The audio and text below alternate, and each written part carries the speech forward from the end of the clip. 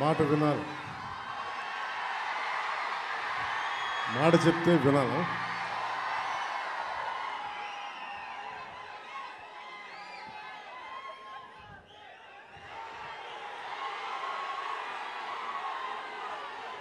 ఈ సభకి Harihara Veeramallu pre release ఈవెంట్కి విచ్చేసిన పెద్దలు ప్రతి అందరికీ మా తోటి కూటమి ఎన్డీఏ కూటమి నాయకులందరికీ ముందుగా నా హృదయపూర్వక నమస్కారాలు. గౌరవ mayor, first citizen of Visakhapatnam Shri Peela Srinivasarao గారికి మనస్ఫూర్తిగా నా హృదయపూర్వక నమస్కారాలు. అలాగే వంశీకృష్ణ యాదవ్ గారికి,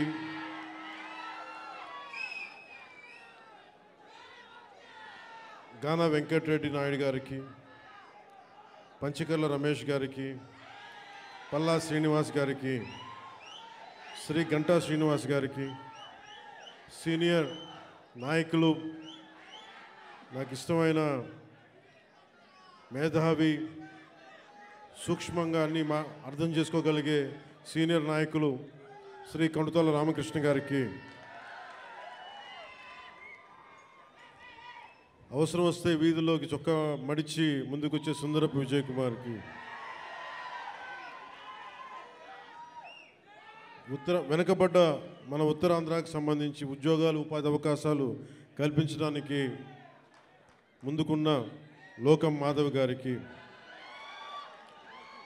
గౌరవ శాసనసభ్యులు మాడుగుల శ్రీ బండారు సత్యనారాయణమూర్తి గారికి, మాకు ఇష్టమైన శ్రీ తమ్మిరెడ్డి శివశంకర్ గారికి, కోన తాతారావు గారికి, శ్రీ దల్లి గోవిందరాజు గారికి, ప్రతి ఒక్కరికి, నాయకులందరికీ, పేరు పేరున వీర మహిళలకి, ప్రతి ఒక్కరికి, కూటమి నాయకులందరికీ పేరు పేరున హృదయపూర్వక నమస్కారాలు.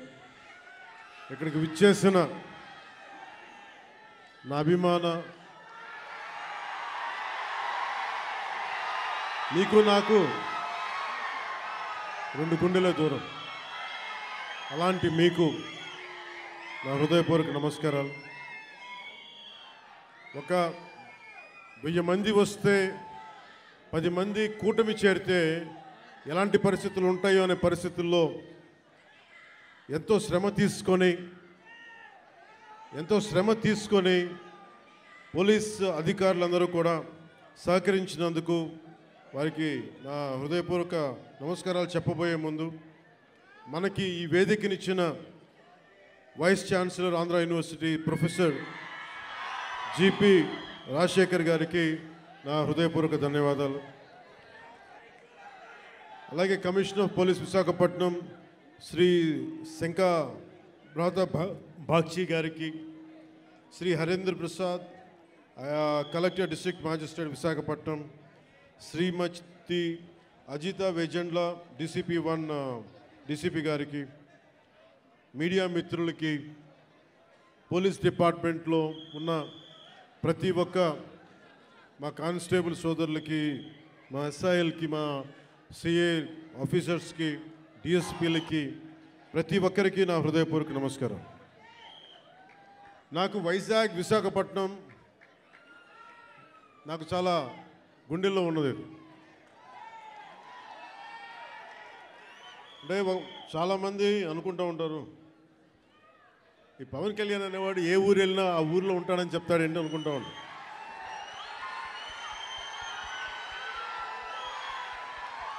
సత్యానంద్ గారు, అంటే నేను ఒక ప్రభుత్వ ఉద్యోగ కొడుకుని కదా, రకరకాల ట్రాన్స్ఫర్లు అవుతూ ఉంటాయి. ఇందాక సత్యానంద్ గారు చెప్పినట్టుగా నాకు విశాఖపట్నం తోటి నాకు పరిచయం ఏంటి అంటే, నాకు ఈరోజుకి గుర్తులేదు, 92లో నన్ను పిలిచారండి. 92 సత్యానంద్ గారు. అంటే నేను ఏమవ్వాలి అనుకునే పరిస్థితుల్లో చిరంజీవి గారు నన్ను, వీడు ఇంట్లో ఉండి పాడైపోతున్నాడు, ఇంట్లోంచి బయటికి వెళ్ళేవాడు కదా. ఒక 16 ఏళ్ళ అమ్మాయిని ఎలా పిలుస్తారు ఇంట్లోంచి బయటికి వెళ్ళకుండా? నన్ను ఇంట్లో పెట్టేసేవాడు. నాకు వెళ్ళాలంటే ఇట్లా ఉండేవాడిని కదా అప్పుడు. అలాంటి నన్ను తీసుకెళ్ళి వీడికి ఏదో ఒకటి ఇంట్లోంచి పడేస్తే తప్ప వీడు ఏదో నేర్చుకోవడం చెప్పి ఆయన పిలిచి నన్ను విశాఖపట్నం పంపించారు. అలాగే విశాఖపట్నంతో నాకు పరిచయం. అలాగే మన ఉత్తరాంధ్ర ఆటపాట బై బై ఏ బంగారు బాయి చెరువు కాడ బోరు నబో నబో నబరిగజలు ఎత్తుకొలుసులు ముక్కు పొడకలు నడుము సన్న నాగరాలు ఎవరు కానీ బాగోతో అబో అబో అబో అబో బేడ పరక టిక్కటి. ఇవన్నీ ఎక్కడి నుంచి వచ్చినాయి నాకు అంటే, ఎదుగో ఆయన పుణ్యం. ఉత్తరాంధ్ర ఆట పాట నా గుండెల్లో నా అణువున నింపేశారు.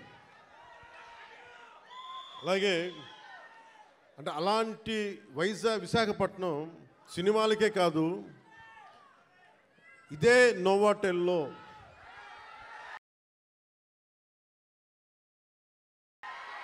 ఒక 2 సంవత్సరాల క్రితం నలిపేస్తే నువ్వు బయటికి రాకూడదు కారులో నుంచి కూడా అని అప్పుడున్న పోలీసు ఉన్నతాధికారులు నలిపేస్తే, నోవాటెల్లో ఉంటే భయభ్రాంతుల్ని చేస్తే, హోటల్ రూముల్ని బూట్లతోటి కొడితే, అరెస్ట్ చేయాలని ప్రయత్నం చేస్తే, విశాఖపట్నం మొత్తం వచ్చి మన నోవాటెల్ ముందుకు వచ్చింది. అంత బలమైన మెమరీ కూడా వచ్చింది, జ్ఞాపకం. అందుకే నాకు విశాఖపట్నం, నేను అందుకని ప్రత్యేకించి విశాఖపట్నంలో ఈ ఫంక్షన్ పెట్టాలని నిర్ణయించుకున్నాను. అలాగే మాట వినాలాగండి. అలాగే మీకు తెలుసు, మనకి వకీల్ సాబ్ కానీ మిగతా ఏ హీరోస్ అయినా ఈరోజు ఉప ముఖ్యమంత్రిగా అంటే కూడా మీతోటి పవన్ కళ్యాణ్ అని మీకు ఇష్టమైన హీరోగానే మాట్లాడతాను ఈరోజు. అంటే అందరి హీరోల సినిమాలకి డబ్బులు 150 రూపాయలు 200 ఇస్తే, పవన్ కళ్యాణ్ స్పెషల్ ఏంటంటే 10 రూపాయలు 15 రూపాయల టికెట్ గత ప్రభుత్వంలో. అలాంటి పరిస్థితుల్లో కూడా భీమ్లా నాయక్ని ఘన విజయం చేసిన మీ అందరికీ ఈ రోజున సభాముఖంగా మీ అందరికీ ధన్యవాదాలు తెలియజేస్తున్నాను. యావత్తు తెలుగు ప్రజానీకానికి, ఆంధ్ర ప్రజానీకానికి, రాష్ట్రానికి. ఇలాంటి పరిస్థితుల్లో గౌరవ ముఖ్యమంత్రి శ్రీ నారా చంద్రబాబు నాయుడు గారి నాయకత్వంలో కూటమి ప్రభుత్వం ఏర్పాటు చేసిన తర్వాత సినిమాటోగ్రఫీ శాఖ జనసేన తీసుకున్నప్పటికీ కూడా ఇది మన ఇబ్బందిగా అంటే మనం తీసుకోకూడదు అని చెప్పేసి ప్రత్యేకించి కావాల్సిన నాకేం ప్రత్యేకంగా ఏం చేయలేదు, కానీ అందరి హీరోలకి ఎలా చేశారో చేసినందుకు ప్రత్యేకంగా వారి మనస్ఫూర్తిగా మనందరి తరపున, మన అభిమానులందరి తరపున వారికి ఒక్కసారి బలమైన కరతాళ ధ్వనులతోటి కృతజ్ఞతలు తెలియజేద్దాం. ఇందాకే వస్తూ ఉంటే మన యువ నాయకుడు, యువగళం ప్రతినిధి, 100 కిలోమీటర్లు ప్రయాణించిన నాయకుడు, తెలుగుదేశం యువ సారథి శ్రీ నారా లోకేష్ గారు ట్వీట్ చేసి పవనన్న సినిమాలు బాగుండాలి, ఘన విజయం సాధించాలి అని మనస్ఫూర్తిగా ట్వీట్ చేసినందుకు వారికి నా ప్రత్యేక ధన్యవాదాలు, కృతజ్ఞతలు తెలియజేసుకుంటున్నాను.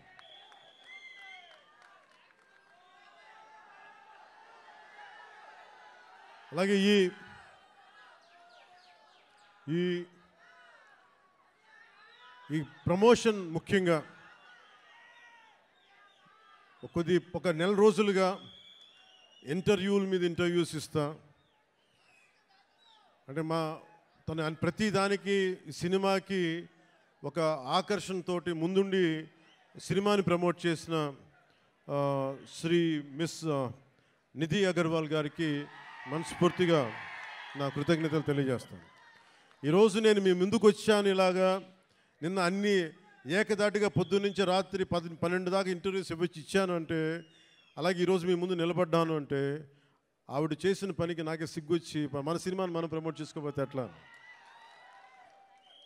నేనేం నమ్ముతానంటే ఇదివరకు సత్యానంద్ గారికి తెలుసు, ఎప్పుడు మన ఫోటో లేదు మీరు వేయచ్చు కదా అప్పుడున్న సినిమా పత్రికల్లో అంటే మన సినిమా మన ముఖాలు ఎవరు వేస్తారని చెప్పి నేను అడిగితే మీరు ఇంకా పెద్ద హీరోకి అసలు ఇంకా మీరు హీరో కాదు కదా, మీరు హీరో కూడా పెద్ద హీరో కాదు మీకు వేయమని చెప్పేవాళ్ళు.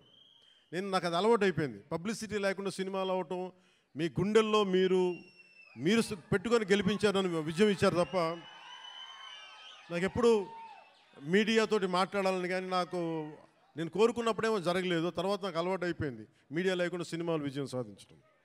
సో అలాంటిది నేను చాలా చాలా ఆల్మోస్ట్ ఒక 96లో అక్కడమ్మ ఇక్కడ బై షూటింగ్ సినిమా రిలీజ్ అయింది.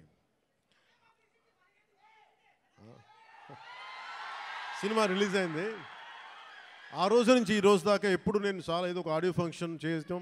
ఎందుకంటే నాకు సినిమాని మీరు చూడండి అని చెప్పడం నాకు చాలా సిగ్గుగా ఉంటుంది, ఇబ్బందిగా ఉంటుంది. అలాగే మిమ్మల్ని ఓటు వేయండి అని అడగడానికి ఎంత ఇబ్బంది పడుతాను, అలాగే నా సినిమా చూడడానికి చెప్పడానికి కూడా చాలా ఇబ్బంది. అందుకని నేను అంటే ఎప్పుడు నాకు ఇవ్వడమే తెలుసు కానీ నాకు అడగడం నాకు తెలియదు. ఒక డోలీలకి వెళ్ళే గ్రామాలకి రోడ్లు వాళ్ళు అడగకుండా నేను వేయించగలను. మన ప్రత్యర్థులు మన తిట్టిన పార్టీ సర్పంచులకు కూడా సమానంగా డబ్బులు పంచగలను ప్రతి సర్పంచ్కి. సో నాకు ఇవ్వడమే తెలుసు కానీ అడగడం తెలియదు. కానీ నేను అడగక్కర్లా, మీరు ఇస్తారని నాకు తెలుసు. అలాంటిది cinema I love you to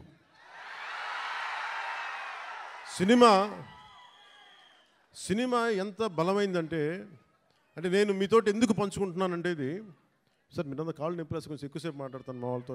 కొంచెం చైర్స్ వేయకూడదు, చైర్స్ వేయండి పాపం. ప్రతిసారి నేను మాట్లాడుతూ ఉంటే నలిగిపోతూ ఉంటే కొంచెం ప్రశాంతంగా కూర్చుంటాను. కొంచెం చైర్స్ ఉన్నాయా? కొంచెం చైర్స్ వేయించండి. నుంచోవాలా? కాదు నేను కాదు వాళ్ళు.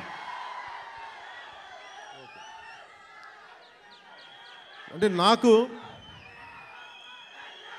విశాఖపట్నం సత్యానంద్ గారు నన్ను ఇక్కడికి తీసుకొచ్చినప్పుడు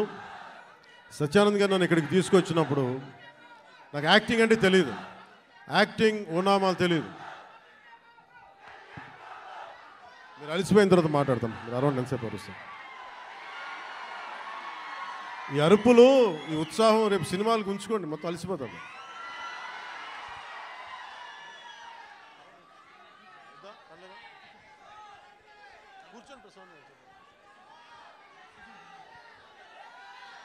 నేను మీతోటి నా అనుభవాలు పంచుకుంటాను. నేను ఇప్పుడులా కనిపించే సత్యానంద్ గారు నాకు పరిచయం అయ్యే టైంకి నాకు బయటికి 10 మంది మధ్యలోకి రావాలంటే చాలా ఇబ్బంది ఉండేది. రూమ్లోంచి బయటికి రావాలంటే సిగ్గుపడిపోయాడు, ధైర్యం ఉండేది కాదు. కానీ లోపల చాలా ఆలోచించేవాడిని. ఏదన్నా సరే బయటకు వచ్చి ఏదైనా మాట్లాడాలి, గొంతు పెగల్చాలి అంటే లోపల బిగుసుకుపోయేది, భయం వచ్చేది, గొంతంతా ఉండలు చుట్టుకుపోయేది. అలాంటి సమయంలో మా అన్నయ్య గారు అడిగారు, నువ్వు ఏమవ్వాలని ఉందరా అంటే నేను చాలాసేపు ఆలోచించాను. జస్ట్ బతకాలి ఉందని చెప్పాలనుకున్నా. ఆ మాట అంటే కొడతాడని చెప్పలే, ఏదో తెలివితే అట్లా చూపించుకున్నా. కానీ నాకు లోపల ఏముండిందంటే నాకు ఏ కోరికలు లేవు. నాకు చిన్నప్పటి నుంచి నాకు పెద్ద ఏం కోరికలు లేవు. ఏదో మామూలుగా బతకడం తప్ప ఒక హీరో అవ్వాలనో లేదంటే సాధించాలనో లేదు. కానీ చిన్నప్పటి నుంచి ఉన్న ఒక్క మూల లక్షణం ఏంటంటే అన్యాయం జరిగితే ఎదురుదాడి చేయాలంట.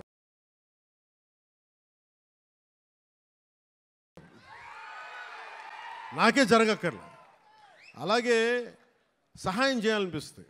ఈ 2 లక్షణాలు తప్ప సినిమాలు చేద్దామని కానీ డబ్బులు సంపాదించాలని కానీ నాకు ఆలోచన లేదు. అలాంటి నాకు చదివేవాడిని. అలాంటి నాకు వీని ఇలా వదిలేస్తే ఎటు కాకుండా పోతాడని మా అన్నయ్య గారికి భయం వేస్తుందేమో. ఒక రోజున సత్యానంద్ గారిని పిలిపించి, ఆయన మంచుపల్లికి సినిమాలో ఆయన ఒక అసిస్టెంట్ డైరెక్టర్గా పనిచేస్తారంట.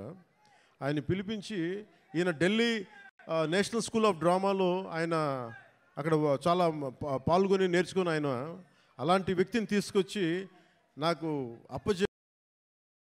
నన్ను ఆయనకి అప్పచెప్పి చేయమన్నారు. ఆయనకి నేను ఎంత ఇబ్బంది పెట్టేవాడిని అంటే, మీరు ఒకసారి రండి సత్యానంద, మీ కష్టాలు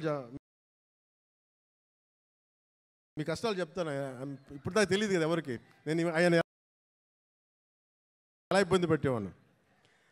ఆయన వచ్చి కూర్చొని చాలా డైలాగులు చెప్పేవాళ్ళు. బాబు మీరు ఇలా చదవండి, ఇలా రాయండి అని చాలా పేపర్లు ఇచ్చేవాళ్ళు. నేను రూమ్లో తీసుకెళ్ళామండి. మనం ఒక పని చేద్దాం సార్, అలా బయటికి వెళ్దారండి అని చెప్పి, మా అన్నయ్య తిడతాడని చెప్పి బయటికి తీసుకెళ్ళి, సార్ రేపు చేద్దామండి, ఈరోజు కొంచెం అలవాటు చేసుకుందాం. మళ్ళీ ఈయన కూర్చోబెట్టి చాలా పెద్దగా మాట్లాడేసేవాళ్ళు. మాట్లాడేస్తే నాకు సిగ్గు అనిపించేది, కొంచెం చెమటలు పట్టేసాయి. అలాంటి నెమ్మదికి ఈయన మభ్య పెడితే మెడ్రాస్లో, చెన్నైలో పని జరగట్లా. ఒక నెల రోజులు చూశారు. ఈయనకి అర్థమైపోయింది, ఈయన ఇక్కడే ఉంచితే వీడు ఏ పని వీడు చెయ్యకపోగా నన్ను కూడా చెడగొట్టేస్తాను భయం వేసింది అనుకుంటా.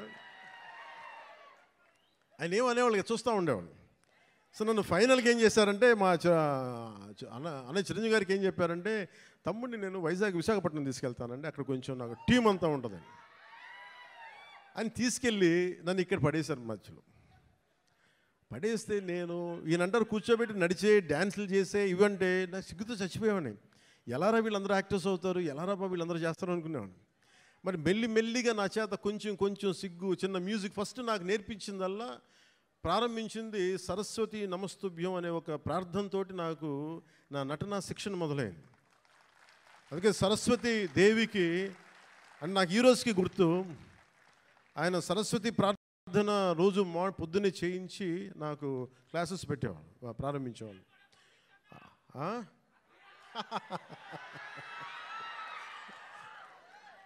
అలాగే ఆయన అలా స్టార్ట్ చేసి నాకు ముందు ఆటపాట చెప్పారు, మన ఉత్తరాంధ్ర ఆటపాట. అవి నాకు చాలా ఇంట్రెస్ట్ వచ్చింది.